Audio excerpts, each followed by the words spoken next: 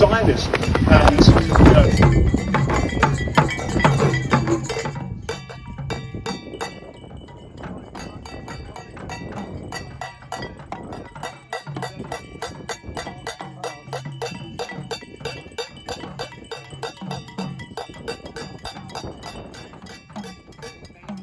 the guy came up to me, got known for a long time, great, lovely guy, and he said, "You haven't been arrested yet then?" And I went, "Nah, why?" He said, "Well, I saw your picture in the Western Telegraph, and I'm surprised you haven't been arrested." Anyway, that led us into a discussion. And he started talking about Israel, about how they're protecting themselves, how they're responding to October the 7th, the usual stuff. And I just said, "But do you know about the Zionism? And, you know, the state of Israel is not about Judaism, it's about Zionism." And I was shocked. He knew nothing about Zionism. He actually asked me to repeat. So I explained to him, and I said, "This is what's happened." I talked to him, and we had quite a while to chat.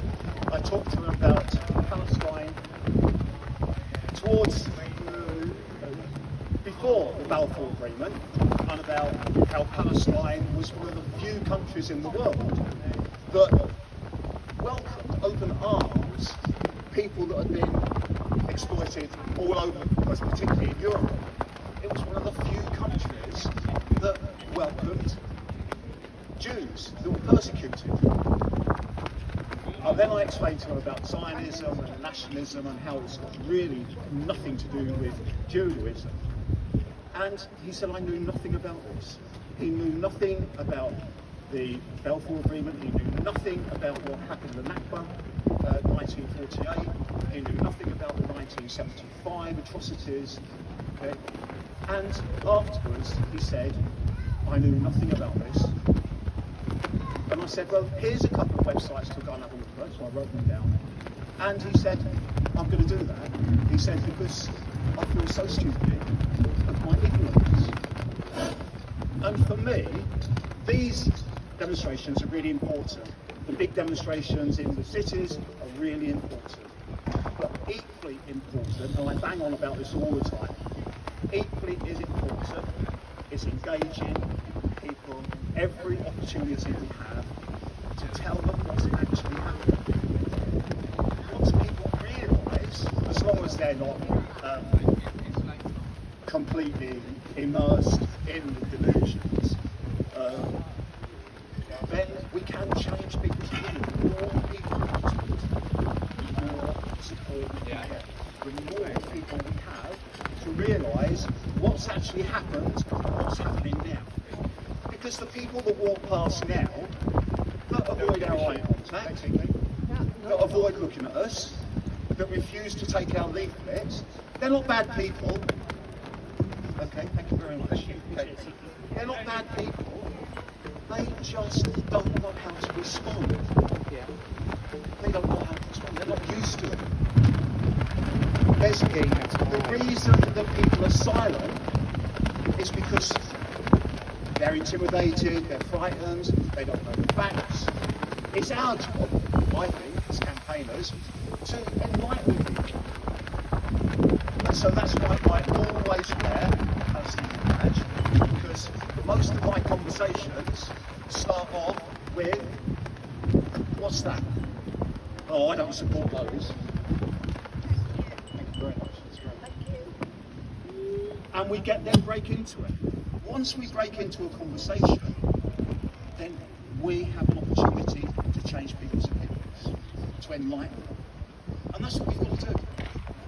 It does take a bit of courage sometimes. You know? I've just had a conversation with a guy now, or two Christians on. Yeah. But it's about retaining that, I suppose, positive regard for people and having conversations. Rather than talking at people, engaging in conversations, then making a difference.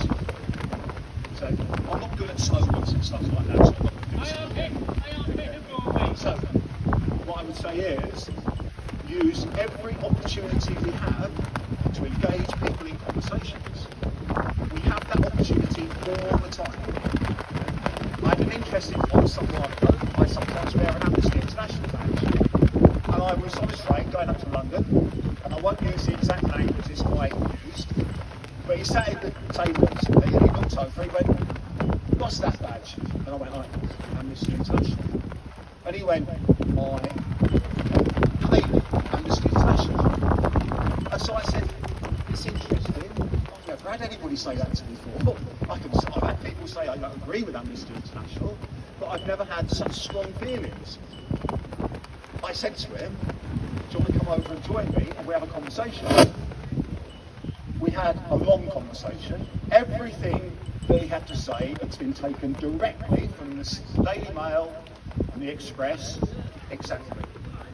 And I really liked the guy. I enjoyed his company. Okay.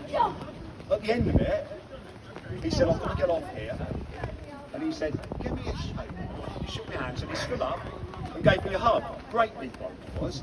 And he said, "I ain't going to say that you've changed my mind, but I'll go away thinking about it." That's all we want. We just want people to think about it.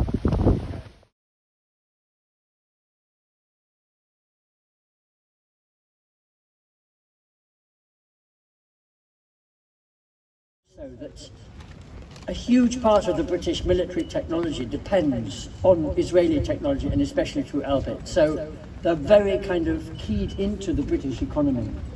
And these are the kind of deeper levels that we need to be really aware of. And like you were saying, there's so much very few of us are aware of that's kept out of the mainstream media.